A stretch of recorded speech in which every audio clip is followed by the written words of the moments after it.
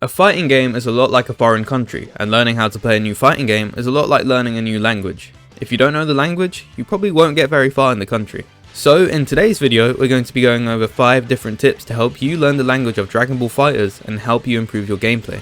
Whether you're just starting your Fighterz journey, or even if you've been playing for a while, I'm sure these tips will be able to help you out. We'll start with the more basic tips and work our way to the more advanced tips, so make sure you stay all the way to the end of the video, so you can learn how to rank up from Cyberman all the way up to Ultra Instinct and even higher. Tip 1. Learn the terminology. Fighting games all come with their own terminology that players use. For example, you might hear Street Fighter players use terms such as low kick or hard punch. For Fighterz, it's slightly different, seeing as we use a numerical and alphabetical system to refer to the different buttons on our controller. This is something you definitely need to know, seeing as this is the minimum knowledge you need to be able to learn combos. If you've ever watched a combo guide on YouTube and looked at the notations for a combo, you'll know exactly what I mean. It's like looking at lines of code. Anyway, the numerical system refers to the arrow key buttons on a controller and includes the numbers 1 to 9. The down key is the number 2, up is 8, left is 4, and right is 6. You can use the visual aid to see where the rest fit in. The alphabetical system refers to square, triangle, X, and circle buttons on your controller. That's if you're on PlayStation. Square is the letter L for light, triangle is M, circle is H, and X is S. Again, use the visual guide to help you. So now that we know this, you can look at an example. If you hear someone say 2H beats super dash, you'll know that 2H means down and circle.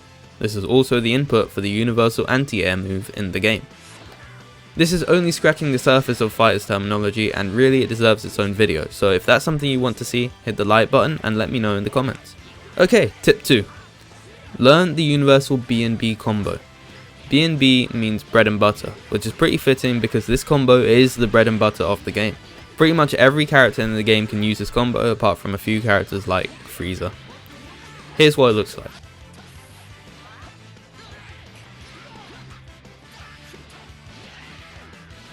I'll leave the notations for this combo in the description. That way you can use what I taught you in tip 1 and apply it to tip 2.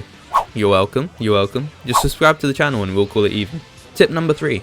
Subscribe to this channel. Wait, before you leave, I'm not even joking. I've got more tip videos, character guides, combos, mix-ups, and a whole lot more coming, all to help you guys improve and rank up, so stay tuned for that. As well as this, watch your favourite Fighterz YouTubers and learn from them. You can watch Dr. Doya, Lotus Asakura, Syriax, Cloud. You can even watch Supreme Cloud, and that's me by the way.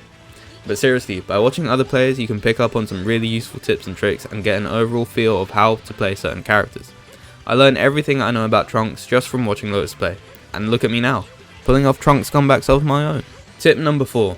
Play unique characters. Now this tip is a little more strict I guess, seeing as I'm almost telling you what characters you need to play. But think about it, how often do you see Vegito, Gogeta, UI Goku and Broly? Literally every single match. So naturally players start to get used to these characters and will know how to play around them. However, throw in a character like Nappa to your team and I can guarantee your opponent will already be wetting themselves on the loading screen. I mean seriously, do you know how to play against Nappa? I don't know how to play against Nappa, and neither does the guy who's running a triple fusion team with 3 C assists. Another couple of uncommon characters are Janemba, Kid Buu, Master Roshi, Android 17 and Android 18. She's a personal favourite. All of these characters are fun to play and will definitely give your opponent a tough time. And finally, tip number 5. Learn your frame data. A lot like the first tip, this probably deserves its own video, but I'll go over it very briefly. The buttons in the game all have something called frame data. To put it extremely simply, it's basically something that tells you if you can carry on attacking or if you need to stop and block. If a button has plus frames, for example +2, you can carry on attacking the enemy in your block string. However, if a button or move has minus frames, for example -2, you need to stop attacking and block. Otherwise your enemy is going to be able to hit you and start a combo. Let's look at an example. If you and your enemy are both on the ground and you vanish behind them, you have frame advantage over your enemy. This is because when a vanish is blocked by the enemy, it is +2. So, because you are plus on block here, you can carry on your block string safely.